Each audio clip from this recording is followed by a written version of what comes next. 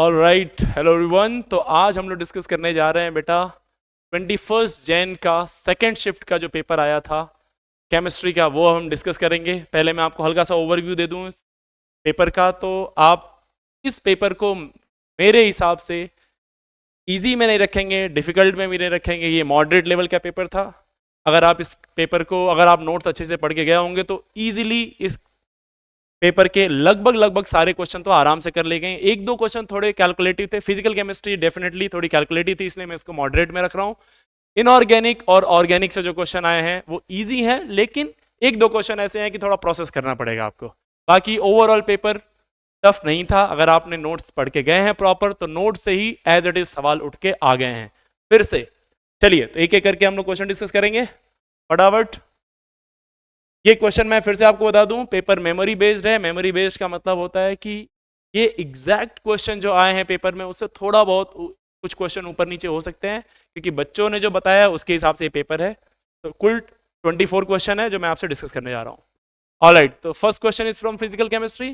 कह रहा है कि 8.74 grams of MnO2 is treated with HCl, then what will be the weight of Cl2 obtained। अब जरा देखो ये सवाल क्या है, इसमें आपको रिएक्शन पहले लिखनी होगी, तो रिएक्शन का आइडिया होना चाहिए।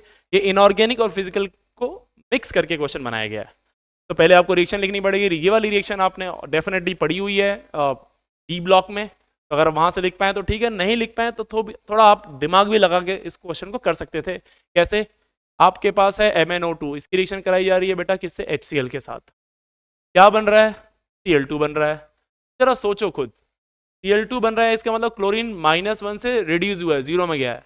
अगर ये रिड्यूस हुआ है तो ये ऑक्सीडाइज हुआ है, तो Mn क्या हुआ होगा? Mn+4 में, तो ये रिड्यूस हुआ होगा, तो ये गया होगा Mn+2 में, ये चला गया MnCl2 में चला गया होगा, Cl इसको मिल गया होगा, और साथ में मिल गया होगा वाटर मॉलिक्यूल। तो अगर इसको बैलेंस करना चाहें तो आप इजीली बैलेंस कर सकते हैं, एनफेक्टर मेथड से भी कर सकते हैं और डायरेक्टली भी कर सकते हैं। क्लोरीन यहाँ मुझे 4 दिखाई दे रहा है, तो यहाँ मैं 4 पुट कर दूंगा, बाकी Mn एक बार है तो सब कुछ बैलेंस हो गया। हाइड्रोजन 4 है तो 2 वाटर कर दीजिए, oxygen 2 bar, oxygen 2 bar, everything is balance. Alright, अब क्वेश्चन में क्या बोला है आपसे, किसके बारे में पूछ रहा है आपसे? मोलर मास ऑफ MnO2 दे रखा है, कह रहा है कि वेट ऑफ Cl2 बताइए। Cl2 का मास बताना आपको, चलिए निकालते हैं। Cl2 का मास कैसे आएगा बेटा, इसके बारे में दे रखा है आपको। ये कितना है? 8.74 ग्राम इसका मास दे रखा है। रिएक्शन किस रेशियो में हो रही है? 1:4:1:1 में। इसके 1 मोल जाएंगे तो Cl2 के 1 मोल बनेंगे, राइट सर? तो इसके मोल्स निकाल लीजिए, moles of MnO2। Moles of MnO2 कैसे निकालेंगे? क्लास 11 के बच्चे आराम से क्वेश्चन सॉल्व कर सकते थे। गिवन मास और मोलर मास 8.74, और इसका मोलर मास ऑलरेडी क्वेश्चन में दे रखा है 87.4। ये वैल्यू रखिए 87.4, ये आएगी वैल्यू 0.1 मोल आ गया। अब ऑब्वियसली HCl के बारे में कुछ मेंशन नहीं है, तो हम HCl को एक्सेस में ही मानेंगे कि रिएक्शन पूरी हो चुकी होगी। हो सकता है क्वेश्चन में दिया हो कि HCl एक्सेस में था। ऑलराइट, तो इसका 1 मोल ये पूरी तरह से खत्म कर देगा इसको। तो ये 0.1 मोल से इसके Cl2 के मोल है 1 मोल, तो 0.1 मोल से Cl2 के मोल्स बन जाएंगे 0.1 मोल। और मास निकाल सकते हैं यहाँ पे। Cl2 क्लोरीन एटम का मोलर मास होता है बेटा 35.5, तो Cl2 का मोलर मास हो जाएगा 71। आप क्या करेंगे यहाँ पे? वेट ऑफ Cl2 कितना आ जाएगा?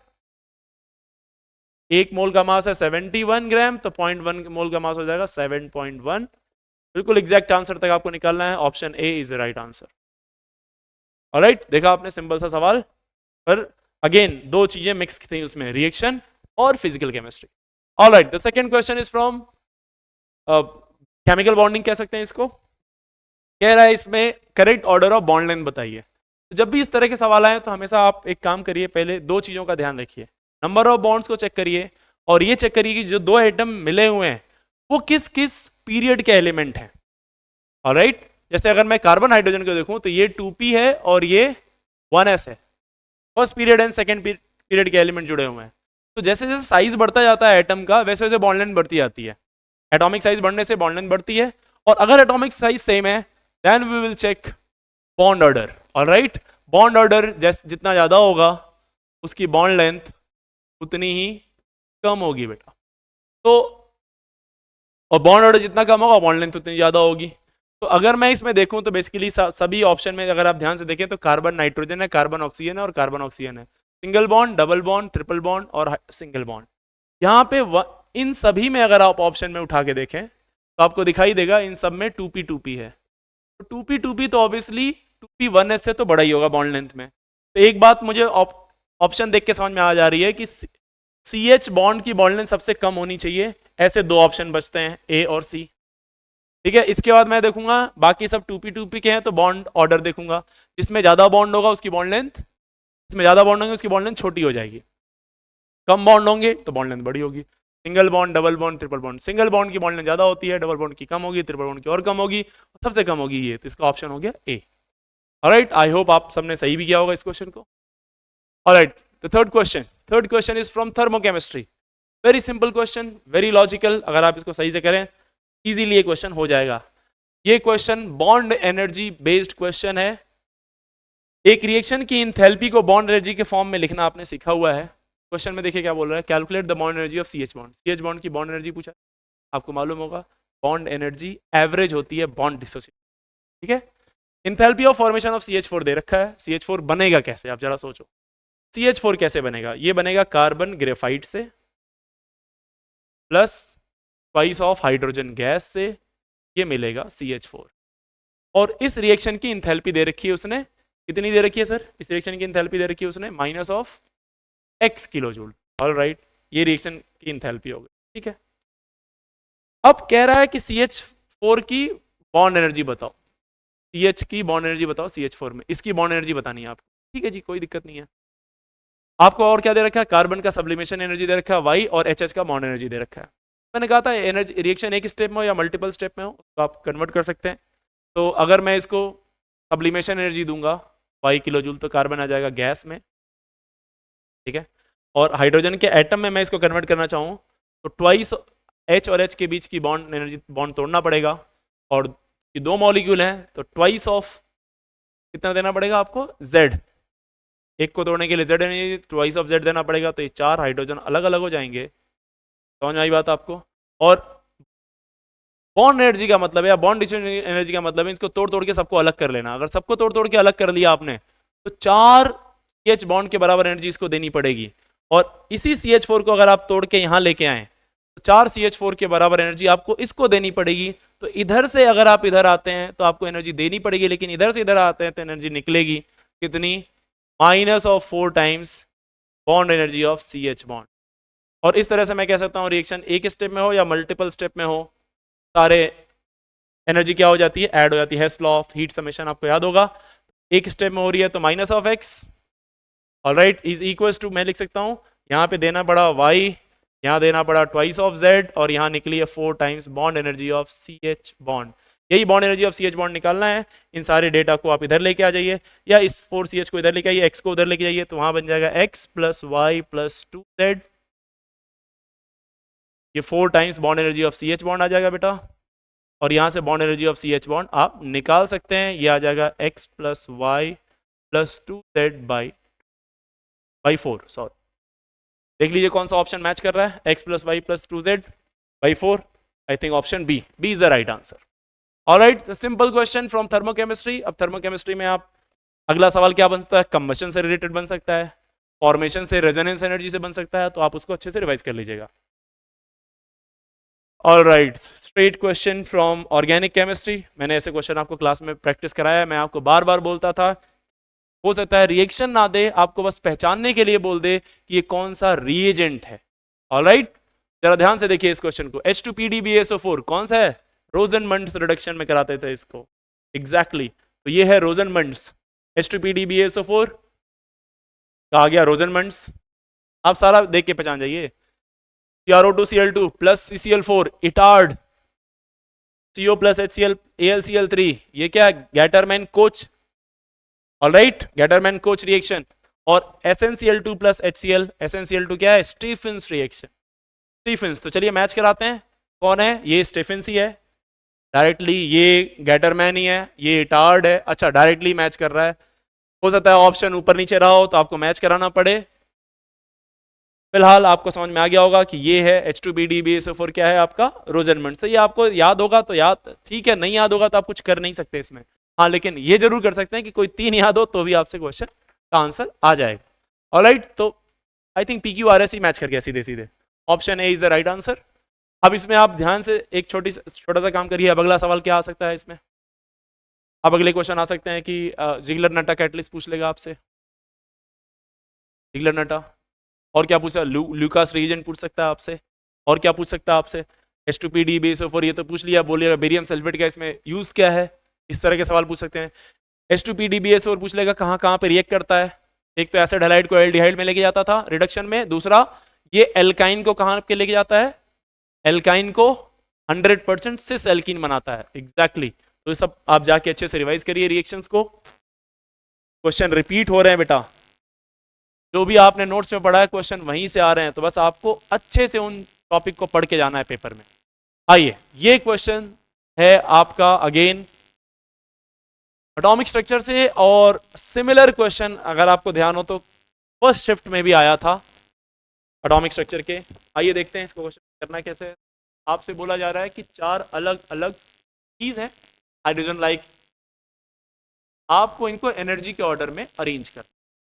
तो दो तरीका है, या तो डेल्टा की क्या डेटा निकाल लो, या फिर आप वेव नंबर का निकाल लो। आप 1/λ होता है ना, RH(Z²) 1/N1² और 1/N2² minus 1/N2² minus 1/N1, ऐसे करके आप कर लीजिए। N1 N2 सबका आपको दे रखा है, तो आपको पहले समझना होगा किसकी बात चल रही है। डायमंड कहीं है, कहीं बामर है, कहीं पास्चन है, कहीं ब्रैकेट है, तो आपको सबके ट्रांजिशन निकालने होंगे कि N1 N2 की वैल्यू सभी के लिए निकालनी होगी। लाइमन की तो आपको पता होना चाहिए पहले होता क्या है, क्या थी, LBPPH,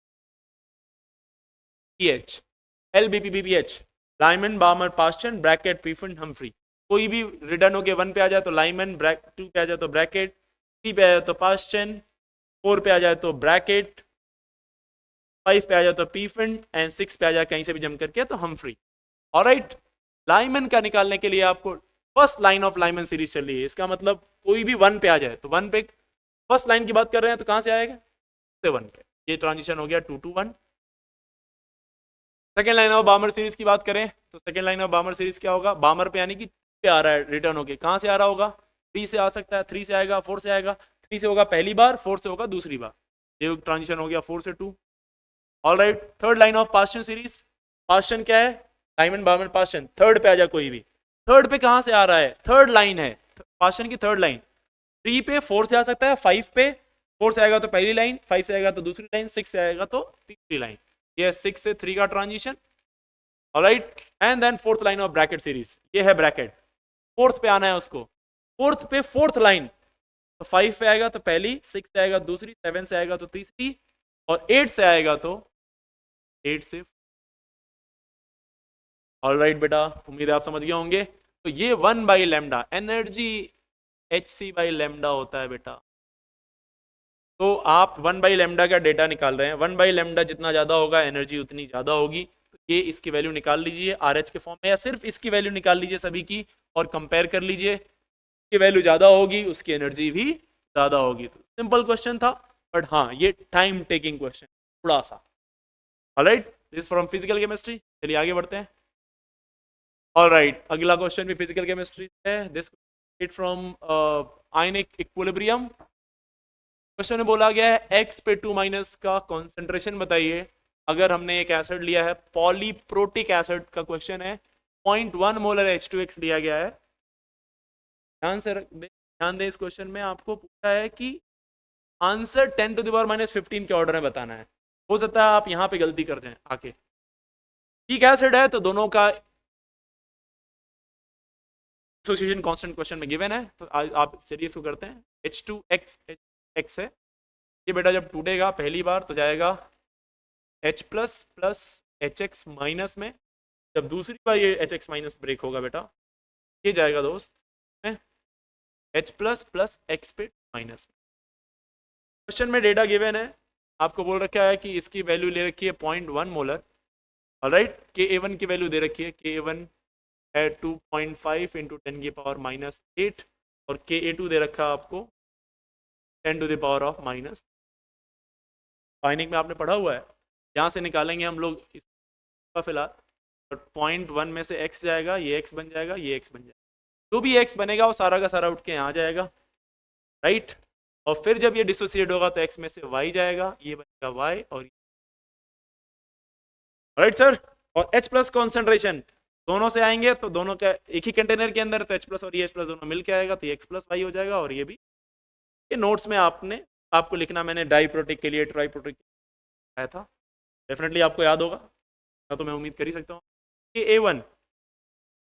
अच्छा एक छोटी सी बात और, आपने पढ़ा होगा कि हम लोग इस डेटा को x को इग्नोर कर सकते हैं 0.1 के रिस्पेक्ट में, लेकिन तब जब के A1 बाई सी की वैल्यू 10 की पावर -3 से छोटी हो या उसके बराबर हो। तो आप ध्यान से देखिए, के A1 है 10 की पावर -8 है, 0.1 बोले 10 की पावर -1, आप डिवाइड करेंगे 10 की पावर 7 की रेंज में आएगा, जो कि डेफिनेटली छोटा है, डेफिनेटली छोटा है। तो 0.1 माइनस x के रिस्पेक्ट में तो मैं लिख सकता हूँ 0.1। ऑलराइट सर, चलिए K2 हमें चाहिए, x2 माइनस का बेसिकली हमें y चाहिए, K2 लिखूँ। What is K2? concentration of h this into this upon that, x plus y into y upon x minus। आपने यहाँ पे पढ़ा था कि अगर Ka1 Ka2 से बहुत ज्यादा है तो x की वैल्यू भी बहुत ज्यादा होगी y से, यानी x प्लस वाई को मैं लिख सकता हूँ x, x माइनस वाई को मैं लिख सकता हूँ x, क्योंकि y बहुत छोटा होगा इससे बेटा। ऑलराइट, तो यहां से मैं इसको y को रिप्लेस कर सकता हूं, तो यहां से बेसिकली बचेगा क्या, और k है भी ऐसा, K1 10⁻8 के रेंज में, 10⁻13 की रेंज में, 10⁵ से मल्टीप्लाई करेंगे इसमें, तब जाके इसके आसपास में पहुंचेगा।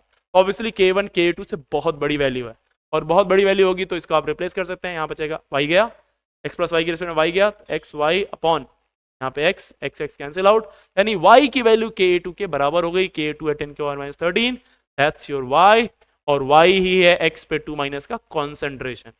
अगर आपने जल्दीबाजी में ये आंसर टिक कर दिया तो आपका आंसर है गलत।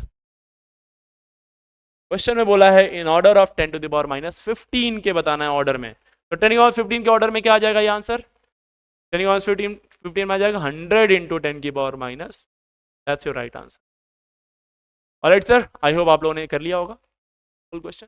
अब आयनिक इक्विलिब्रियम में ये पॉलीप्रोटिक का क्वेश्चन था। अब मैं कहूंगा आपसे केएसपी रिवाइज कर लीजिए, आप सॉल्ट हाइड्रोलिसिस रिवाइज कर लीजिए एंड बफर सोल्यूशन रिवाइज कर लीजिए। ऑलराइट, बाकी ये क्वेश्चन तो आ ही सकता है, similar question. Alright, this question is from kinetics, chemical kinetics. ध्यान से इस क्वेश्चन को पढ़िए। फर्स्ट ऑर्डर क्या है, कल मैंने आपको जब एक काइनेटिक्स का क्वेश्चन आया था तो मैं आपसे यही बोल रहा था, कल पहली शिफ्ट में आया था क्वेश्चन, शिफ्ट 1 में आया था आपका, कहां से मैंने कहा था दो मेजर टॉपिक से क्वेश्चन, पहला बनता है आपका आर्हेनियस इक्वेशन से, और दूसरा बनता है आपका सर यहाँ से फर्स्ट ऑर्डर से। पहले शिफ्ट में आया था आर्हेनियस से, दूसरे शिफ्ट में आ गया आपका फर्स्ट ऑर्डर से। देखिए ध्यान से सुनिए, क्वेश्चन को देखिए और सॉल्व करिए। नया नहीं है बेटा, बहुत सिंपल सा सवाल है, कह रहा है ए गैस है जो जा रहा है बी गैस में, और ऑलराइट बस आपको नोट्स पढ़ के जाना था यार, क्वेश्चन में कुछ दम ही नहीं है।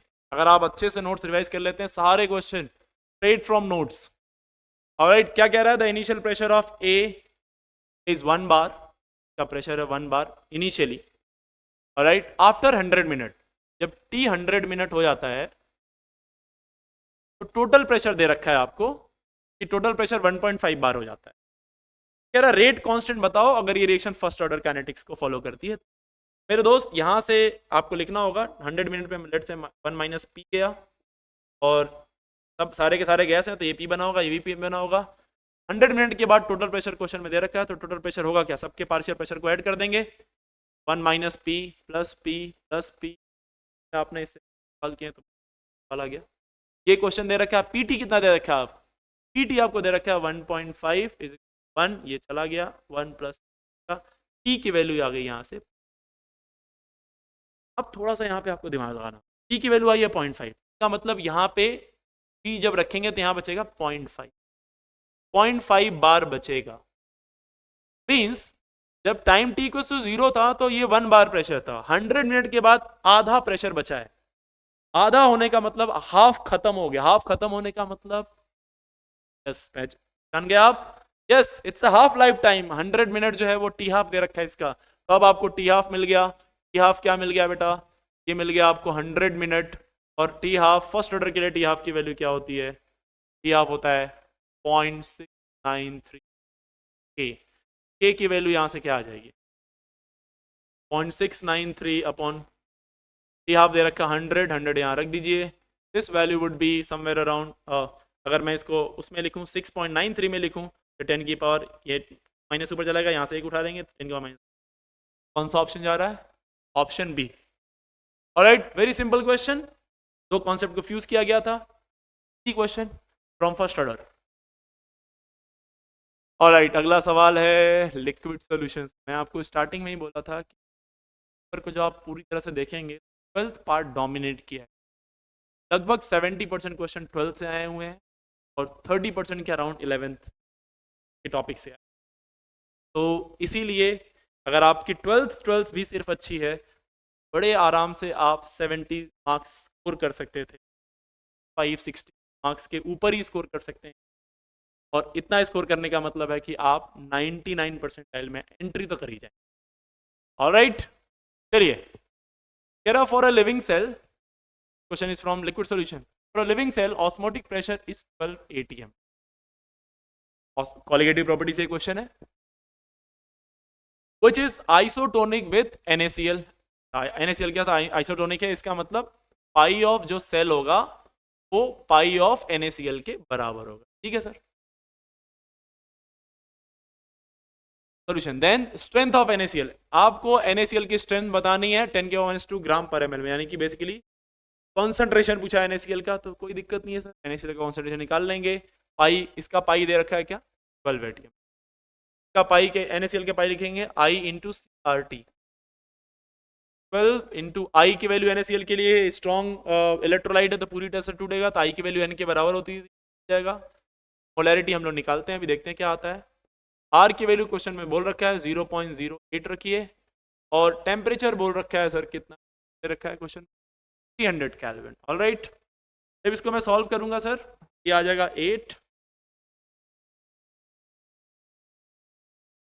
समथिंग, क्या आ जाएगा ये 8 इंटू टाइम सी, और में चला गया, सी की वैल्यू आ गई 1/4, 1/4 मोल पर लीटर है ये, पर लीटर, 1 लीटर में इतने मोल्स हैं, 1/4 मोल्स हैं, NaCl के मोल्स आ गए, 1 लीटर में NaCl के मोल्स पता चल गया आपको। आपसे बोला है कि 1 लीटर में मोल्स नहीं बताना है, 1 लीटर में कितने ग्राम है ये बताना है, तो मोल्स आ गया ना, तो वेट आ जाएगा यार, वेट ऑफ NaCl कितना होता है, 1 मोल का मास कितना होता है, सोडियम का होता है 23 और क्लोरीन का होगा 35.5, विच इज समवेयर अराउंड 58.5, ये 1 मोल का मास हो गया, तो 1/4 मोल का मास कितना होगा, weight of 1/4 moles of NaCl 1/4 into 8.5, solve कर लो, ये वैल्यू आ जाएगी आपकी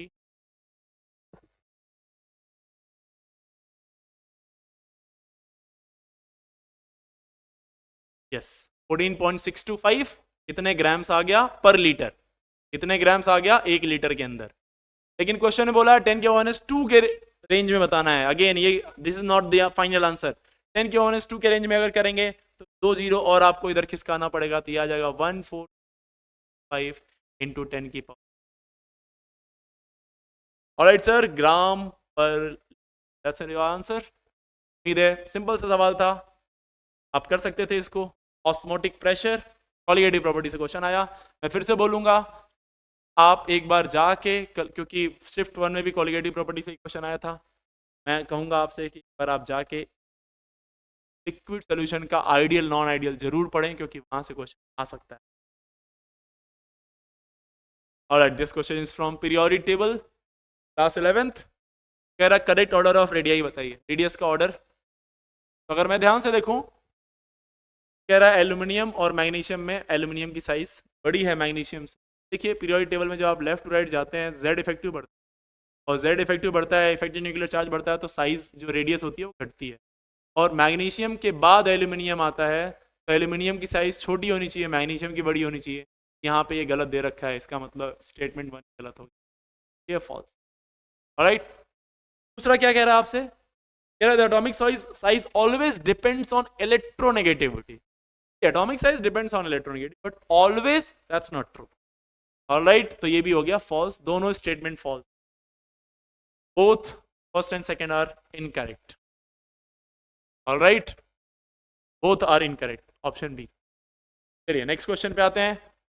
ओहो, ये है आपका क्लास 11 स्ट्रक्चरल आइसोमेरिज्म से क्वेश्चन है, सवाल आया है. आइए देखते हैं क्या है. ये आपको आइसोमर्स दे रखे हैं और बोल रहा है इनके कंपाउंड दे रखे हैं, आपसे बोल रहा है ये कौन से आइसोमर्स को बिलोंग करते हैं, कौन सी कैटेगरी को बिलोंग करते हैं. देखिए इस क्वेश्चन में थोड़ा सा हो सकता है ट्रिकी बनाया हो कि इन सब के स्ट्रक्चर ना दिए हो, इन सब के नाम दिए हो. जैसे इसको लिख देगा ब्यूटीन, इसका लिख देगा ब्यूट 1 इन, इसका लिख देगा आपको ब्यूटेन 2 ऑल, इसको लिख देगा मिथॉक्सी प्रोपेन. इस तरह से हो सकता है फॉर्मूला नाम दिया हो, आपको पहले उसके स्ट्रक्चर बनाने पड़े और फिर मैच कराना पड़े. थोड़ा क्वेश्चन टाइम टेकिंग तो हो जाएगा, लेकिन इजी तब भी होगा ये.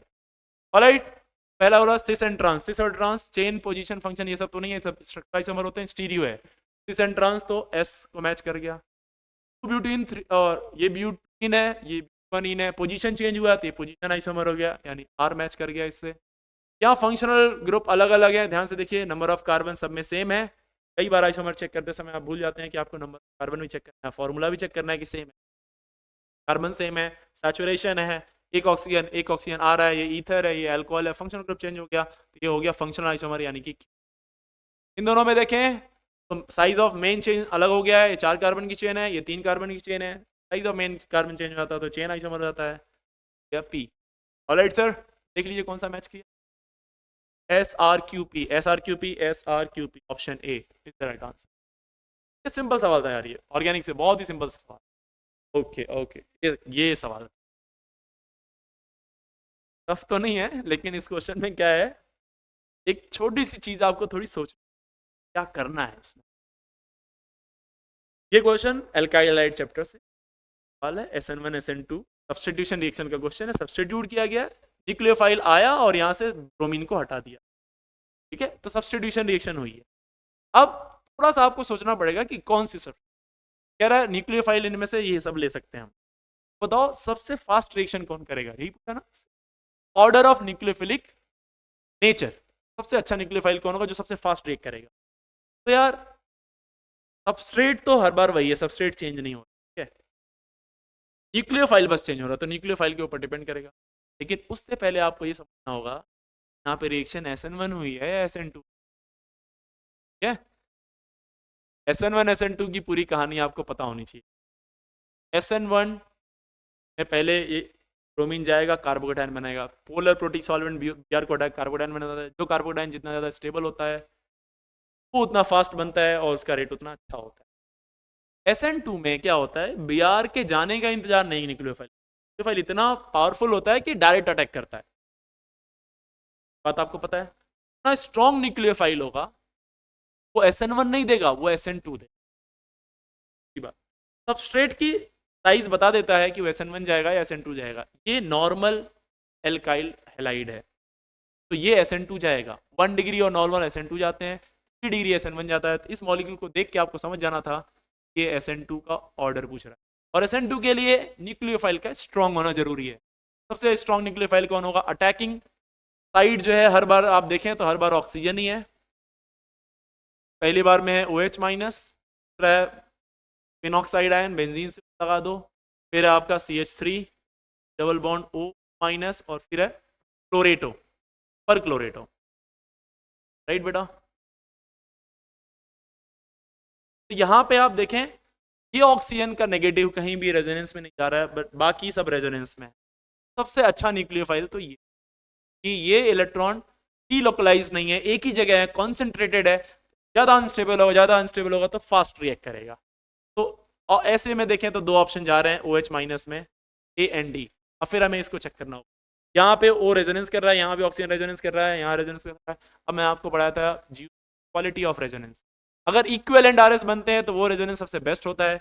यहाँ पे देखें तो ऑक्सीजन का नेगेटिव चार्ज कार्बन पे जा रहा है, जबकि यहाँ पे देखें ये दोनों इक्विवेलेंट RS बनाएंगे, यानी इससे अच्छा क्वालिटी यहाँ पे है. और यहाँ पे भी सारे इक्विवेलेंट RS बनेंगे, हर बार ऑक्सीजन पे आएगा. यहाँ 4 इक्विवेलेंट RS बनेंगे, यहाँ 2 इक्विवेलेंट RS बनेंगे. ये और ज्यादा स्टेबल है, ये उससे कम स्टेबल है, ये उससे भी कम स्टेबल है. सबसे फास्ट रिएक्ट वो करेगा जो कम स्टेबल. कौन है, this one then this one then this one, CHO minus CH3CO minus, ये ClO4 माइनस तो नहीं होगा, option A is the right. ठीक है, समझ में आ गया आपको? बहुत प्यारा सवाल था बेटा। All right, again from organic chemistry, optical isomerism और फिजिकल केमिस्ट्री को थोड़ा सा मिक्स किया गया। ये सवाल क्या है? कह रहा है 4 मॉलिक्यूल दिए हुए हैं, इनमें से कोई एक ऑप्टिकली एक्टिव कंपाउंड है, उस ऑप्टिकली एक्टिव कंपाउंड में कार्बन का परसेंटेज बताइए। तो दो दो पार्ट हो गया ना, एक तो हो गया परसेंटेज निकालना, और दूसरा हो गया पहले बताओ कौन सा ऑप्टिकली एक्टिव है। ऑप्टिकली एक्टिव निकालने के लिए ऑप्टिकल आइसोमेरिज्म आपको, दोनों में से कोई भी आपको गया तो ये क्वेश्चन क्या आपसे। ऑप्टिकल इस कंपाउंड को देखो, ऑप्टिकल आइसोमेरिज्म होने के चेक करने के लिए क्या तरीके, दो तरीके, कल भी मैंने आपको याद दिलाया, आई मीन पेपर 1 में भी आपको याद दिलाया था। या तो उसके पास कायरल सेंटर हो तो ऑप्टिकल आइसोमेरिज्म शो करेगा, या फिर उसके पास कोई भी अनसिमेट्रिकल हो कंपाउंड। तो यार इसमें कायरल सेंटर भी नहीं है ये, और कायरल सेंटर है ही नहीं, और ये सिमेट्री भी है। यहाँ भी कायरल सेंटर नहीं है क्योंकि दो मिथाइल मिथाइल है। इस सबसे पहले कायरल सेंटर चेक किया गया इस कंपाउंड में, ये वाला सेंटर, इधर मिथाइल है, इधर इथाइल है, इधर क्लोरीन है और एक H लगा हुआ है, ये वाला सेंटर कायरल सेंटर हो। अगर ये एक सेंटर कायरल सेंटर हो गया तो अब क्या होगा बेटा बताए? कायरल सेंटर होगा तो इसका मतलब ऑप्टिकल आइसोमेरिज्म। इसमें देखें तो ये सब तीनों मिथाइल हैं, कोई भी कायरल सेंटर आया नहीं। कह रहा कोई एक है जिसमें से, तो यही है एक ऑप्टिकली एक्टिव है, ऑप्टिकल आइसोमेरिज्म शो कर रहा है ये।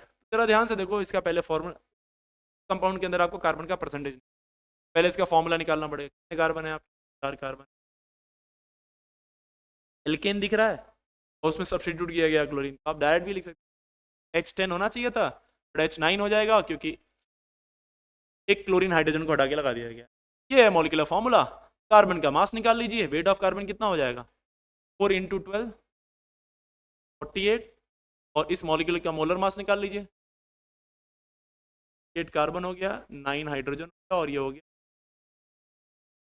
ऐड कर लीजिए आप, हो जाएगा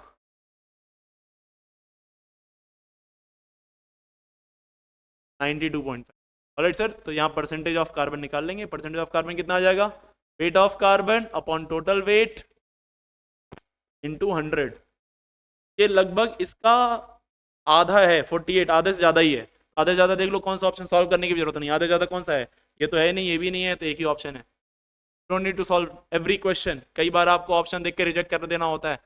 ये स्मार्टनेस आपको पेपर में यूज करनी है बेटा। चलिए आगे बढ़ते हैं।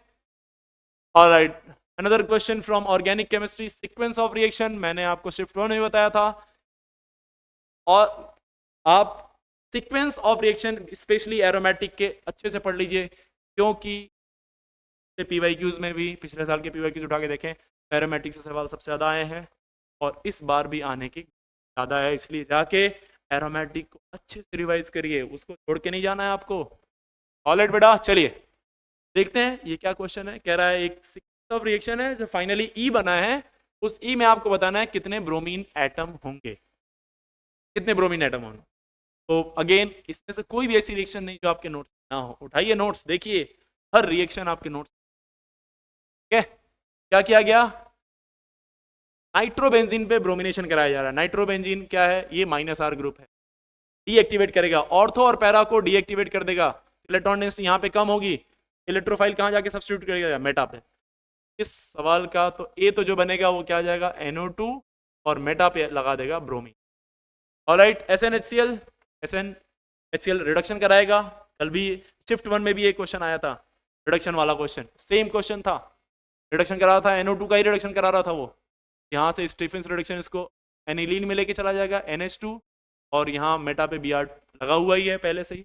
अब एनिलीन जो कि NH2 एक +R, स्ट्रॉन्ग +R देता है, पहले ये दे रहा था -R, -R से कन्वर्ट हो गया +R में, यानी ये अब एक्टिवेटिंग होगा और स्ट्रॉन्ग एक्टिवेटिंग है, ऑर्थो और पैरा को एक्टिवेट कर देगा। फिर ब्रोमीन वाटर से रिएक्शन कराई गई है। ब्रोमीन वाटर से रिएक्शन कराने से एनिलीन में या फिनॉल पे जब आप रिएक्शन कराते हैं तो ब्रोमीन जगह पे आके लग जाता है, ऑर्थो, सारे ऑर्थो पैरा पे लग जाता है, चाहे वो फिनॉल हो चाहे वो एनिलीन हो, और व्हाइट पीपीटी देता था, आपको याद होना चाहिए, एनसीईआरटी में भी रिएक्शन लिखी हुई है। लेकिन यही Br2CCl4 लेते सिर्फ ऑर्थो या पैरा पे लगता है, लेकिन Br2 ब्रोमीन वाटर लिया है तो सब जगह पे लग जाएगा ये, और हर जगह पे लग जाएगा तो क्या बनेगा? जल्दी यहाँ भी आ गया, यहाँ भी आ गया, ये 3 जगहों पे तो आ गया, एक जगह पे पहले से ही। बच्चे ऑल राइट। नेक्स्ट कह रहा है NaNO2 प्लस HCl डायजोटाइजेशन। एनिलीन को डायजोटाइजेशन में 0 से 5 डिग्री सेल्सियस में इसको हम लोग आइसोलेट भी कर लेते हैं। एरोमेटिक वाला स्टेबल होता है ये, तो यहाँ से बन जाएगा N2 प्लस Cl माइनस। बहुत आराम से देखिए इस क्वेश्चन सारे आपके हैं, नया नहीं है। फिर CuBr करा दिया गया है, CuBr सैंडमेयर। याद आया कुछ? क्या करेगा ये CuBr, इसको हटा के लगा देगा। और अब जो फाइनली ऑर्गेनिक कंपाउंड मिला है उसमें आपको पता चल चुका है कि ब्रोमीन कितने लगे हैं और कहाँ कहाँ। This is your final question, final answer. और इस क्वेश्चन में 5 ब्रोमीन लगे हैं, तो टोटल ब्रोमीन जो लगे हैं बेटा वो है 5। तो फाइनल आंसर इज 5। राइट, चलिए moving on, next question. This question is from again atomic structure, again series का ही क्वेश्चन है। क्या है question? What will be the ratio of wavelength of third line of Paschen series, second line of Balmer series, hydrogen atom? All right, फिर से L P B P H, L B P B P H, Lyman Balmer, ये हो गया बामर, इसके बारे में बात कर रहा है। और ये हो गया पाश्चन। पाश्चन की बोल रहा है कौन सी लाइन बेटा? Third line. थर्ड लाइन बोले तो थर्ड पे आना है, यहाँ 2 पे आना है। थर्ड पे आना तो कहाँ से आ जाता है? 4 से आएगा, 5 से आएगा, 6 से आएगा। 6 से आएगा तो 6 से 3 पे आएगा तो थर्ड लाइन होगी। और कौन सी line? Second line of Balmer series. Second line of Balmer series क्या होगा बेटा? बामर में 2 पे आना है उसको फाइनली। से आएगा तो पहली लाइन होगी, 4 से आएगा तो दूसरी लाइन। तो आपको मिल गया N1 N2, तो मिल गया N1 N2 मिल गया आपको। हाइड्रोजन एटम की बात चलिए, तो आपसे पूछ क्या रहा है? किसका वेव रेशियो? वेवलेंथ का। तो 1 by lambda equals to RH Z square 1 by N2 का स्क्वायर माइनस N करके लैम्डा की वैल्यू निकालिए, ठीक है। और फिर उसको रिवर्स कर दीजिएगा। आप दोनों का डेटा निकाल लेंगे, दोनों का जो डेटा आएगा तो उसका रेशियो निकाल लीजिए, that will be the answer. चलिए कर लेते हैं क्वेश्चन को। 1 बाई लेमडा बामर का पहले करते हैं, alright.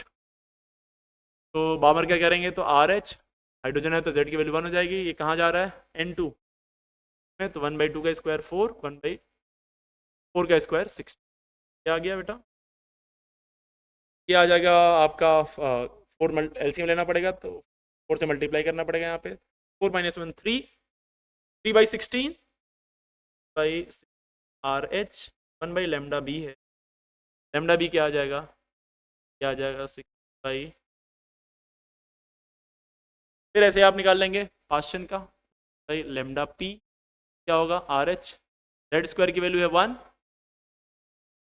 1 upon N2 square, N2 है 3, 9 तो आ जाएगा, तो यहाँ पे 6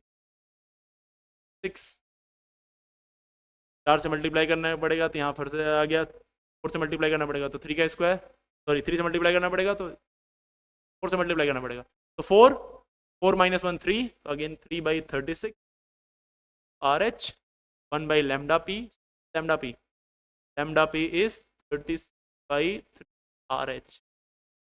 आपसे पूछा क्या है? Lambda B by lambda P, right?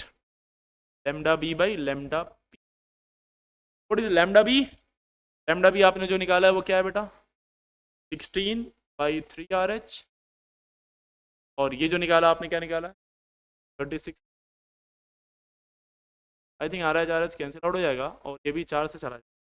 4 by 36, 4 by 9 है क्या ऑप्शन? 4 बाई 9, 9 बाई 4 आ रहा है। ओके, गड़बड़ हुआ है कुछ, तो नहीं बना दिया अपन ने। अच्छा, इन्होंने पाश्चन अपॉन बामर पूछा, हमने बारहवां पाश्चन निकाल दिया। ओके, तो रिवर्स करेंगे 9 बाई 4 आ जाएगा, अच्छा आंसर। ऑल राइट सर, चलिए next question again from organic. ध्यान से देखिए क्वेश्चन को। फर्स्ट पार्ट को आप ऑर्गेनिक बोले या केमिकल बॉन्डिंग बोल लें, फर्क नहीं पड़ता।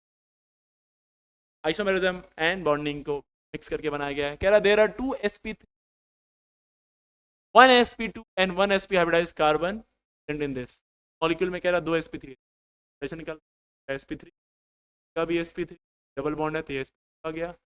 ये दोनों तरफ डबल बॉन्ड है, तो बॉन्ड बस है, एक भी नहीं है, आ गया। 2 sp3 वाले हैं, एक sp2 वाला एक sp वाला, सही बोल रहा है, स्टेटमेंट 1 इज ट्रू। ठीक है, इस क्वेश्चन में कह रहा है 2 कायरल सेंटर हैं, सही बात है क्या? ये कायरल सेंटर तो हो नहीं सकता क्योंकि sp3 हाइब्रिडाइज नहीं है ना, 3 डबल बॉन्ड होगा, sp2 हाइब्रिडाइज है, ये भी नहीं हो सकता, ये sp3 है, ये भी sp3 है, और ये लिंकिंग चारों अलग अलग है, तो ये sp कायरल सेंटर होगा, ये कायरल सेंटर। तो कितने कायरल सेंटर है? 2 कायरल सेंटर है, इसका मतलब ये बात भी सही है, स्टेटमेंट 1 एंड 2 दोनों ही सही हैं। बहुत बड़े बड़े बहुत डिफिकल्ट क्वेश्चन आपके नोट्स, कायरल सेंटर चेक करने के, सिंपल सवाल आया, अगेन स्ट्रेट फ्रॉम नोट्स। ये क्वेश्चन मैंने केमिकल बॉन्डिंग में लिखवाया, फिर ऑर्गेनिक पढ़ाया तो वहां लिखवाया, फिर इनऑर्गेनिक में पी ब्लॉक रिवाइज करवाया तो भी कराया, और बोला मोस्ट इंपॉर्टेंट है, आएगा, और आ गया। देखो आ गया ना, कह रहा बॉन्ड एनर्जी का ऑर्डर बताओ, तो F2 Cl2 Br2 I2, top to bottom आते हैं तो बॉन्ड एनर्जी डिक्रीज होती है, तो पता है साइज बढ़ रहा है, बॉन्ड एनर्जी घटेगी, लेकिन F2 और Cl2 में Cl दूर होंगे, क्या लोन पेयर होता है बेटा, 3 लोन पेयर होते हैं, क्लोरीन पास में है ना, 2 एटम 2p है, 2p होगा तो पास में होगा, तो इनके लोन पेयर आपस में रिपेल करेंगे, रिपल्शन की वजह से ये सपोर्ट करते हैं बॉन्ड को ब्रेक करने में, इसलिए F2 की बॉन्ड एनर्जी कम होती है और कम होके ब्रोमीन के नीचे आ जाती है, इसीलिए सबसे कम हो जाता, सबसे ज़्यादा होता है Cl2 का, फिर Br2 का, फिर F2 का, फिर I2 का, और Cl2 Br2 एकदम सही ऑर्डर दे रखा है, यानी पहली बात हो गई सही। स्टेटमेंट 1 इज ट्रू, स्टेटमेंट 2 बोल रहा है bond dissociation energy is independent of bond order. Bond dissociation independent of bond order, अभी तक क्वेश्चन क्या था, बॉन्ड ऑर्डर पे डिपेंड कर रहा था, अगर बॉन्ड डिसोसिएशन एनर्जी है बेटा, ये डेफिनेटली डायरेक्टली प्रोपोर्शनल होती है बॉन्ड ऑर्डर पे, जितने ज्यादा बॉन्ड्स उसको तोड़ने में लगे होने वाली एनर्जी उतनी ज्यादा, तो ये कह रहा है इंडिपेंडेंट, यानी ये this statement is false. Alright, चलिए चलिए चलिए आगे बढ़िए, अब नेक्स्ट क्वेश्चन। ऑलराइट, अगेन आप इसको, आप या तो आप क्वालिटेटिव क्वांटिटेटिव एनालिसिस में आके रखिए, मैंने अभी कुछ दिन पहले ये डिस्कस किया था आप लोगों से इस तरह के क्वेश्चन, या फिर आप इसको उठा के रख लीजिए एलिमेंट एनालिसिस का क्वेश्चन, या फिर आप सिंपल नहीं पढ़े तो भी आप मोल कॉन्सेप्ट से कर, क्या है 1 gram of organic compound produces 1.49 grams of Mg, कह रहा है उस ऑर्गेनिक कंपाउंड में ऑर्गेनिक 1 ग्राम दे रहा है, Mg का वेट दे रखा है 1. कह रहा है इस ऑर्गेनिक कंपाउंड में बताओ फॉस्फोरस कितना, मैं मानूंगा कि जितने ही फॉस्फोरस थे सारे के सारे उठ के यहाँ आ गए, तो मैं यहाँ से फॉस्फोरस का वेट निकाल लूंगा, परसेंटेज ऑफ फॉस्फोरस अगर मुझे निकालना है तो क्या चाहिए, weight of phosphorus upon weight of organic compound into, ठीक ना। फॉस्फोरस का मास कैसे निकालूंगा, पहले इसके मोल्स निकालो, इसके मोल से फॉस्फोरस के मोल्स आएंगे, फॉस्फोरस के मास आ जाएगा, इसके मोल्स कैसे निकालेंगे, मोल्स ऑफ Mg, आप इन सबके एटम्स ऐड करिए, एटॉमिक मास को सबको ऐड करेंगे, तो मैग्नीशियम का होता है बेटा 24, सब दे रखा क्या होता है, डेफिनेटली ये दिया होगा सबका एटॉमिक मास का होता है 31, ऑक्सीजन का होता है 16, जब सब सारे ऐड करेंगे तो ये मास आ जाएगा 1.49 अपॉन, ये आ गया आपका क्या, मोल्स ऑफ Mg2, तो मोल्स ऑफ फॉस्फोरस कितने आ जाएंगे, इसका जस्ट डबल 1.49, ये भैया कट गया 1.49 अपॉन 1, ये मोल्स आ गया, तो वेट ऑफ फॉस्फोरस कितना आ जाएगा, वेट ऑफ फॉस्फोरस आ गया कितना बेटा 1.49 इंटू फॉस्फोरस का मास होता है 31 अपॉन 111, अब ये वैल्यू आप उठा के यहाँ रख दीजिए, ये वैल्यू यहाँ उठा के रखेंगे तो वैल्यू क्या आएगी 1.49 upon 111 into 31 100 upon weight of organic compound, organic compound का वेट था 1, तो आप सॉल्व कर लीजिए, इसको आप सॉल्व करेंगे तो आई थिंक वैल्यू 21.61 के आसपास में आएगी, आप सॉल्व करना, देखो अब इसको यहाँ रोकना नहीं है, सॉल्व तो आपको करना ही पड़ेगा, और सोल्यूशन से आप पीछे मत भागिए, क्योंकि यहीं पे देखिए ये सारी मेहनत हो गई, आप यहाँ पे हिम्मत अगर आप गई तो समझ लो गेम हो गया आप, ठीक है। हालांकि डेटा में 10-10 का डिफरेंस है सभी में, तो गलती होने की गुंजाइश भी थोड़ी कमी है, लेकिन प्रॉपर सॉल्व करना। ऑलराइट बेटा, चलिए अनदर क्वेश्चन फ्रॉम थर्मोडायनेमिक्स। तो सवाल है, कह रहा है एक डायटोमिक गैस है का गामा दे रखा है, सबको पता होता है। Does 100 joule of work in isobaric expansion. Isobaric expansion का मतलब होता है प्रेशर को कांस्टेंट रख के किया गया है। प्रेशर क्या है sir? Pressure constant. Pressure constant यानी heat change at constant pressure को आप बोलते हैं डेल्टा एच। डेल्टा एच क्या होता है? N C delta T. N C P delta T. Work done का आपको डेटा दे रखा है 100 जूल, और आपसे कह रहा है कि क्या बताओ हीट। हीट पूछा है कि यही डेल्टा एच ही पूछा है। वर्क दे रखा है, क्या करें इसको? N C P delta T. CP क्या होता है यार? क्या होता है? F R, F/2 + 1 R, right. और डायटोमिक गैस है तो डिग्री ऑफ फ्रीडम कितना होता है? 5/2 + 1 R, यानी ये आ जाएगा 7/2 R। ठीक है, तो यहाँ से सीपी की वैल्यू मैं रख दूं अगर जो 7/2 R, तो 7/2 R रखूंगा तो मैं NR डेल्टा टी हो जाएगा। और NR डेल्टा टी को मैं बोल सकता हूँ वर्क डन, क्योंकि वर्क डन का फॉर्मूला होता है P डेल्टा V, और आइडियल गैस है तो उसको NR डेल्टा टी भी लिख सकते हैं। वर्क डन का डेटा दे रखा है 100 जूल, 7/2 100, तो सॉल्व कर लो। ये 50 आ जाएगा 350। 350 कौन सा ऑप्शन है? पहला ही ऑप्शन। कौन सा क्वेश्चन था? कोरिलेट करना था। ऑलराइट, चलिए next question is from electrochemistry. कह रहा है ई नॉट सेल का टाइम के साथ वेरिएशन बताइए। E naught cell, E naught cell, E naught कब कब डिफाइन होता है? Standard condition. टाइम के साथ क्या वेरिएशन आएगा? ई नॉट पे कोई वेरिएशन नहीं आएगा टाइम के साथ, तो टाइम के साथ ये कैसा जाएगा? बिल्कुल कोई चेंज नहीं, स्ट्रेट जाएगा। ऑलराइट, चलिए अगले सवाल की तरफ आते हैं। This question is from coordination compound. Again बढ़िया सा सवाल है, CFT वाले पार्ट से क्वेश्चन किया गया है।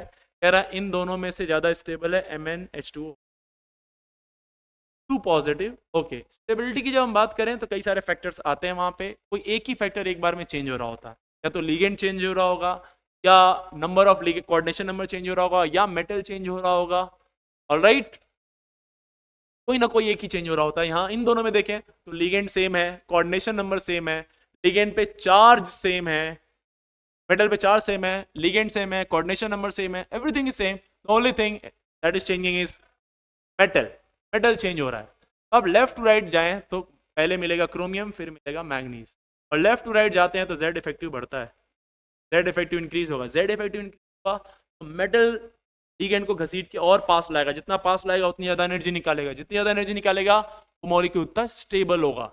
जरा ध्यान से देखो, Mn वाले का जेड इफेक्टिव ज्यादा है तो उसका कॉम्प्लेक्स ज्यादा स्टेबल बनेगा। क्या कह रहा है? Among these complex the most stable complex is MnH2O whole 6 पे +2। That's true. स्टेटमेंट 1 पूरी तरह से सही है। ऑल राइट, फिर दूसरा क्वेश्चन मैग्नेटिक मोमेंट से है। कह रहा है ये दो कॉम्प्लेक्स है K3FeCN होल 6 और K4FeCN होल 6, मैग्नेटिक मोमेंट कह रहा है इसका ज्यादा है। के लिए मुझे अनपेयर्ड इलेक्ट्रॉन निकालने पड़ेंगे। मैं मैग्नेटिक मोमेंट बिल्कुल नहीं निकालूंगा, अनपेयर्ड इलेक्ट्रॉन जिसके पास ज्यादा उसका मैग्नेटिक मोमेंट ज्यादा। चलिए चार्ज निकालिए। ये 6 नेगेटिव 3 पॉजिटिव तो 3 यहाँ आ जाएगा, ये 6 नेगेटिव 4 पॉजिटिव जाएगा 2 पॉजिटिव। आयरन 26 होता है 4s2 3d6। अगर आप आयरन +2 की बात करें ये हो जाएगा 4s0 3d6, और आयरन +3 की आप बात करें तो हो जाएगा 4s0 3d। एक और इलेक्ट्रॉन निकलेगा, यहाँ से आएगा 5 3d5। ऑल राइट बेटा, इसमें देखें तो ये SFL स्ट्रॉन्ग फील्ड लिगेंड है, ये पेयरिंग करा देगा। में अनपेयर्ड इलेक्ट्रॉन एक भी नहीं होंगे, जबकि इसमें 5 है तो 2 पेयर होंगे, एक बच जाएगा। में अनपेयर्ड इलेक्ट्रॉन एक आ जाएगा। इनर ऑर्बिटल कॉम्प्लेक्स बनाएंगे दोनों के दोनों। तो +2 वाले के पास अनपेयर्ड इलेक्ट्रॉन एक भी नहीं है, और इसके पास एक है, तो यस जिसके पास होगा उसके मैग्नेटिक मोमेंट, ये भी सही बात है। Alright, true statement. Both statement 1 and 2 are correct. Alright, again coordination से अच्छा सवाल आया। ठीक है, तो ऐसा नहीं है कि ये क्वेश्चन एक बहुत जल्दी तो नहीं होगा, 1-1.5 मिनट तो ले जाएगा आपका। Alright, another question organic chemistry. अगर इस क्वेश्चन ध्यान से देखें, ये question again alkyl halide chapter, और आपको जो मैंने SN1 SN2 पढ़ाया था वहीं से आया है। ध्यान से पढ़ो, क्वेश्चन में डायरेक्टली बोला ही नहीं SN1 हो रहा है SN2 हो रहा है। फिर से बहुत चालाकी के साथ क्वेश्चन पूछा गया है। इससे पहले SN2 वाला क्वेश्चन पूछा था, वो भी बताया नहीं था क्या है। यहाँ पे भी कोई बात छिपी हुई है जिससे आपको पता करना होगा कि SN1 है SN2 है। उम्मीद है आप समझ गए बात कौन सी। क्वेश्चन को पढ़िए। न्यूक्लियोफिलिक सब्स्टिट्यूशन कराया जा रहा है KCN को लेके, तो CN माइनस एक न्यूक्लियोफाइल है जो सब्स्टिट्यूट करेगा। सब्स्टिट्यूट किसको करेगा? इन चारों कंपाउंड को देख लो तो ऑब्वियसली ब्रोमीन है जो सब्स्टिट्यूट होने वाला है। कौन है सर? ब्रोमीन। तो ब्रोमीन को सब्स्टिट्यूट करेंगे आप साइनाइड से, ऑलराइट, इजीली सब्स्टिट्यूट हो जाएगा। लेकिन देखते हैं क्या होने वाला है। कह रहा है in polar protic solvent, PPS में बोला गया। PPS भाई अरे भाई SN1 में यूज करते हैं, SN2 में करते हैं? कहाँ यूज करते थे? SN1 में, SN2 में? SN2 में होता है PPS, नहीं PPS कहाँ यूज करते हैं? SN1 में। पोलर प्रोटिक सॉल्वेंट क्या करता है? पहले बॉन्ड तोड़ देता है, बॉन्ड तोड़ता है, कार्बोकेटाइन बनाता है, कार्बोकेटाइन पे जाके फिर न्यूक्लियोफाइल अटैक करता है। तो न्यूक्लियोफाइल सेम रखा गया है, उसका कोई रोल नहीं है। लीविंग ग्रुप हर बार सेम है, उसका भी कोई रोल नहीं है। सबस्ट्रेट का साइज अलग अलग हो रहा है हर बार, कुछ कुछ चीजें बदल रही हैं इसमें। तो SN1 फास्ट कब होगा? जब स्टेबिलिटी ऑफ कार्बोकेटाइन ज्यादा होगा। कैसे पता चलेगा? आइए चेक करते हैं इसको।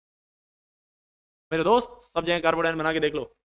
कार्बोकेटाइन यहाँ बनेगा, कार्बोकेटाइन यहाँ बना लो, कार्बोकेटाइन यहाँ बना लो, और कार्बोकेटाइन यहाँ बना लो। इसमें देखें तो ये दे रहा है इसको प्लस आर से इसको स्टेबल करेगा। ये भी दे रहा है +R, लोन पेयर है, ये करेगा। ये लगा रहा है -R, ये भयंकर खींचेगा। ये लगा रहा है सिर्फ -I, ये खींचेगा लेकिन उतना अच्छे से नहीं खींचेगा। ये दोनों अनस्टेबल कर रहे हैं, तो ये दोनों लास्ट में आएंगे, ये दोनों पहले आएंगे। ज्यादा अच्छा +R कौन देता है? ऑब्वियसली नाइट्रोजन ज्यादा अच्छा रेजोनेंस करेगा, इलेक्ट्रॉनिगेटिविटी कम है तो इलेक्ट्रॉन इजीली डिलोकलाइज करा देगा। सबसे अच्छा B फिर A। कोई ऑप्शन है B और A को लेके? दो ऑप्शन है B और A। C और D में देखें तो ये ज्यादा खींच रहा है, ज्यादा अनस्टेबल करेगा, उससे अच्छा होगा D। पहले D फिर C, ये DC, D is the right answer. इतना प्यारा सवाल था यार, सिंपल क्वेश्चन था। चलिए alright, next question again from question number 22 is again from liquid solution chapter. देखिए फिर से क्वेश्चन आया है कहाँ से? Colligative property, elevation in body. Fifth one में भी यहीं से था। ठीक है, क्या कह रहा है क्वेश्चन? आई थिंक एक फ्यू, इससे पहले एक और क्वेश्चन, दो क्वेश्चन आया है लिक्विड सोल्यूशन से, इसलिए मैंने बोला 12th का वेटेज ज्यादा रहा है इस बार। क्या रहा है? Elevation of boiling point of a solution containing 15 grams of solute in 150 grams of solvent is 0.5। Delta T भी दे रखा है, डेल्टा टी भी कितना दे रखा है? 0.5। The relative lowering of vapour pressure is this. Relative lowering of vapour pressure, यही X की value निकालनी है, इसका RLVP निकालना आपको। Given molar mass of solute दे रखा है आपको 300, तो आपसे RLVP पूछा। Oh delta TB equals to क्या हो जाएगा? KB into molality, KB into what बेटा? मोलैलिटी। डेल्टा टीबी दे रखा कितना आपको? 0.5, KB दे रखा आपको 5। मोलैलिटी क्या है? मोलैलिटी आपको निकालनी पड़ेगी। मोलैलिटी के जगह पे मैं RLVP को यूज करना चाहूंगा। RLVP क्या होता है? P0B minus PS upon P0B, और ये वैल्यू होती है moles of solute upon moles of solute upon moles solvent. Actually mole fraction होता है, लेकिन आप नेग्लेक्ट कर सकते हैं उसको, कैपिटल N। और इसको मैं मोलैलिटी के टर्म्स में चाहूँ तो लिख सकता हूँ, और मोलैलिटी के टर्म्स में मैं इसको लिखना चाहूँ तो क्या लिखूंगा? Moles of solute upon weight of solvent. Molar mass of solvent ऊपर चला जाएगा, molar mass of solvent, WM लिखेंगे। ये गिवन मास, ये वैल्यू जो होगी ये बेटा किस में वैल्यू होगी आपकी? ग्राम में, तो आपको 1000 से डिवाइड करना पड़ेगा यहाँ पे। अब इसको आप ऐसे लिख सकते हैं। नाउ अब small n by capital N को आपने लिख लिया है, आप इसको सॉल्व कर सकते हैं बेटा। ठीक है, RLVP की वैल्यू पूछी है ना आपसे, तो आई थिंक यहाँ से मोलैलिटी निकालो। यहाँ से मोलैलिटी कितनी आएगी? यहाँ से मोलैलिटी आएगी 0.1। ठीक है, और मोलैलिटी का डेटा यहाँ पे क्या है? मोलैलिटी का डेटा यहाँ पे क्या है? मोलैलिटी का डेटा ग्राम ये दे रखा है, 50 ग्राम ये दे रखा है।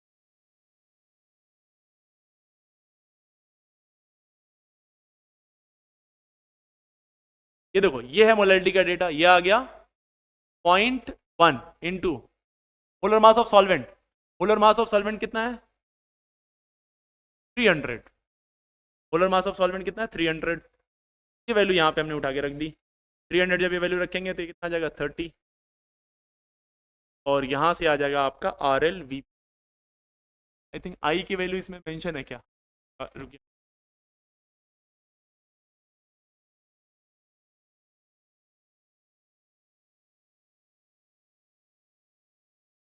Elevation in boiling point. Okay, all right.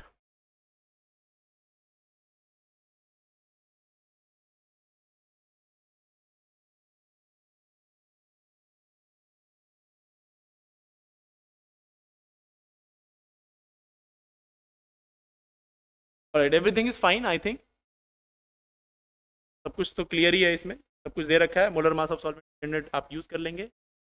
अच्छा, वैल्यू बोला है आपको 10 के पावर माइनस 30 में 2 में बताना है। 10 to the power minus of 10 to the power minus 2 में बताएंगे तो ये वैल्यू चेंज हो जाएगी, ये नहीं रहेगी। तो इसको 10 के पावर माइनस 2 में कन्वर्ट कर लीजिएगा आप लोग। और यहाँ पे मोलैलिटी का डेटा जो हमने निकाला है वही मैंने वहाँ पे, आई थिंक मोलैलिटी भी अपन निकाल सकते थे अगर सारी वैल्यू दे रखी है, क्योंकि वेट ऑफ सोल्यूट दे रखा है, वेट ऑफ सॉल्वेंट दे रखा है, राइट। तो हम लोग मोलैलिटी भी निकाल सकते हैं और मोलर मास ऑफ सॉल्वेंट भी दे रखा है। तो सोल्यूट का मोलर मास बस नहीं दे रखा है, उसके लिए आपको दो डेटा दिया हुआ है। ठीक है, इसको आप करेक्ट कर लीजिएगा। इसको जो भी डेटा आप यहाँ पे निकाल रहे हैं उन दोनों को करेक्ट करके एक बार सॉल्व कर लेंगे। Delta T B I times molality into I times K B into molality आ जाएगा, के बी इंटू मोलैलिटी। और मोलैलिटी को हम लोग ये P naught B minus P S upon naught B यहाँ से उठा के इसको रख देंगे, moles of solute upon moles of solvent, और इन दोनों को डिवाइड करके फिर सॉल्व कर। ठीक है, सॉल्व कर लेना इसको, ज़्यादा डिफिकल्ट क्वेश्चन नहीं है, सिंपल सा पार्ट है। Next part again from coordination compound. कुछ आयंस दे रखे हैं, इसमें बोल रखा है कि कितने ion for which spin only magnetic moment, किसके लिए 3 से ज्यादा होगा। 3 से ज्यादा स्पिन ओनली मैग्नेटिक मोमेंट का मतलब है अनपेयर्ड इलेक्ट्रॉन भी भैया 3 से ज्यादा होने चाहिए। 3 से ज्यादा अनपेयर्ड इलेक्ट्रॉन होंगे तो स्पिन मैग्नेटिक मोमेंट भी 3 से ज्यादा ही आएगा। And which can form high spin octahedral complex. दो बातें हैं देखो, इस क्वेश्चन में दो शर्तें हैं। एक शर्त है कि हाई स्पिन ऑक्टाहेड्रल कॉम्प्लेक्स बना। हाई स्पिन यार, हाई स्पिन का मतलब आउटर ऑर्बिटल कॉम्प्लेक्स बना है। हाई स्पिन का मतलब होता है आउटर ऑर्बिटल कॉम्प्लेक्स बना। कौन बनाएगा outer orbital complex? High spin. Find the sum of unpaired electron, फिर उन कॉम्प्लेक्सेस में सम ऑफ अनपेयर्ड इलेक्ट्रॉन निकालना है। चलिए मैं एक एक करके सब सारे आयंस को लिख। +3 है, टाइटेनियम पे +2 है, निकिल पे प्लस है, आयरन पे +2 है और कोबाल्ट पे भी। आइए चलिए एक एक करके हम इन सब कॉन्फ़िगरेशन लिखते हैं। तो वैनेडियम पे +3 है, कैडमियम टाइटेनियम वैनेडियम, वैनेडियम पे D3 आता है, 4s2 3d3, तो 4s 0 हो जाएगा, 3d से भी एक इलेक्ट्रॉन चला जाएगा तो ये चलेगा 3d2। टाइटेनियम आ जाएगा 3d2। निकिल में आ जाएगा बेटा क्या, 28 होता है तो D8 आता है तो 3d8, 4s चला जाएगा इलेक्ट्रॉन, ये D6 हो जाएगा 3d6। कोबाल्ट हो जाएगा D7 3d7। Alright, magnetic moment इसका। अब देखो दो बातें हैं यार, ये दो बातें अगर आपने एक भी जगह पे कंफ्यूज हो तो गड़बड़ हो जाएगा। देखो D2 है ना, आपको पता होना चाहिए D1 से लेके D3 तक हमेशा इनर डी कॉम्प्लेक्स बनता है, D2sp3 हाइब्रिडेशन आता है, के अंदर की D खाली होती है। और D7 से लेके D8 से लेके D10 तक हमेशा आउटर ऑर्बिटल कॉम्प्लेक्स बनता है, sp3d2 ही होता है। तब आपको नोट्स में पढ़ाया है मैंने। टक्कर D4 से D7 का होता है कि वहां पे क्या क्या होगा। ठीक है, देखते हैं क्या क्या सीन बनता है। तो ये दोनों तो फिर से ही बाहर हो गया यार। ठीक है, अब बचा है D8। D6 inner orbital complex बना लेगा और सारे के सारे इलेक्ट्रॉन इसके पेयर हो जाएंगे। ठीक है, D7 the number of and magnetic moment can form high octahedral complex sum of unpaired। देखो यार, ये कोबाल्ट +2 जो है ना ये D7 में जाएगा, और D7 में अगर स्ट्रॉन्ग फील्ड लिगेंड आ गया तब तो हम मान लेंगे, अगर SFL हुआ तब तो पेयरिंग कराता है, एक अनपेयर्ड बचेगा इसका, पेयरिंग करा एक इलेक्ट्रॉन जम करके बाहर जाता है, स्पेशल केस में मैंने आपको पढ़ाया था ये। D8 में 2 अनपेयर्ड इलेक्ट्रॉन आ गया, ठीक है, और इसमें अगर आउटर ऑर्बिटल कॉम्प्लेक्स बनाते हैं इसमें 3 अनपेयर्ड इलेक्ट्रॉन आएंगे, 3 अनपेयर्ड इलेक्ट्रॉन आएंगे, और आपसे बोल रहा सम ऑफ अनपेयर्ड इलेक्ट्रॉन ही आपसे पूछा गया है, सम ऑफ अनपेयर्ड इलेक्ट्रॉन आ जाएगा 2 और 3 मिला के 5 आ जाएगा। और अगर इसको लो स्पिन में कंसीडर करेंगे, अगर इसको इनर डी बना दिया आपने तो एक ही अनपेयर्ड इसका है इनर डी में, लेकिन वो मानना नहीं है, कह रहा है आउटर डी को करते हुए from high spin octahedral complex, form high spin. High spin का मतलब क्या हो गया, हाई स्पिन कब बनेगा, जब अंदर की पेयरिंग ना हुई हो, बाहर की ऑर्बिटल यूज हो। ऑलराइट सर, चलिए next and the last question. Again ये शिफ्ट 1 में भी एक क्वेश्चन आया था, शिफ्ट 2 में भी सेम क्वेश्चन आ गया, उठा के देखिए क्वेश्चन को। NaCl की एसिडिक मीडियम में K2Cr2O7 से रिएक्शन कराई गई है, आपको रिएक्शन याद नहीं भी होगी तो भी आप बड़े आराम से सवाल का जवाब दे सकते हैं ऑप्शन रिजेक्शन से, ठीक है, बहुत सिंपल सा सवाल है। हालांकि आपको पता है K2Cr2O7 जब NaCl से रिएक्ट करता है तो क्रोमाइल क्लोराइड बनाता है, CrO2Cl2 बनाता है, और ये CrO2Cl2 डीप रेड कलर का होगा, और इसका ऑक्सीडेशन स्टेट आएगा +6। ऑप्शन उठा के देख लो यार, CrO2Cl2 विद ऑक्सीडेशन स्टेट +6, पहला ही ऑप्शन सही है। ये कह रहा Cr2O2Cl2, ये तो कोई कंपाउंड नहीं, आज तक नहीं पढ़ा आपने, ये भी नहीं पढ़ा आपने, तो देख लें तो ये कह रहा है ये बना तो है लेकिन ऑक्सीडेशन स्टेट +3 है, जो कि गलत है। ऑक्सीडेशन स्टेट रेडॉक्स आता होगा तो भी आप सॉल्व कर सकते हैं। भाई इस तरह से हम लोगों ने 21 जनवरी शिफ्ट 2 का पेपर पूरी तरह सॉल्व कर लिया, almost memory based paper, question ऊपर नीचे हो सकते हैं, लेकिन आपने देखा ये जो भी क्वेश्चन आए हुए हैं मैंने अभी तक एक भी क्वेश्चन ऐसा नहीं पाया जो आपके नोट ना हो, इस तरह के सिमिलर क्वेश्चन आपने ना किए हो। आराम से बेटा नोट्स को रिवाइज करिए, कॉन्फिडेंट होके जाइए, पेस शुरू से ही लेके चलिए और अच्छे मार्क्स लेके, all the best, thank you very much. अब मिलते हैं आपको 22 जैन शिफ्ट 1 में आज शाम को, थैंक यू वेरी मच।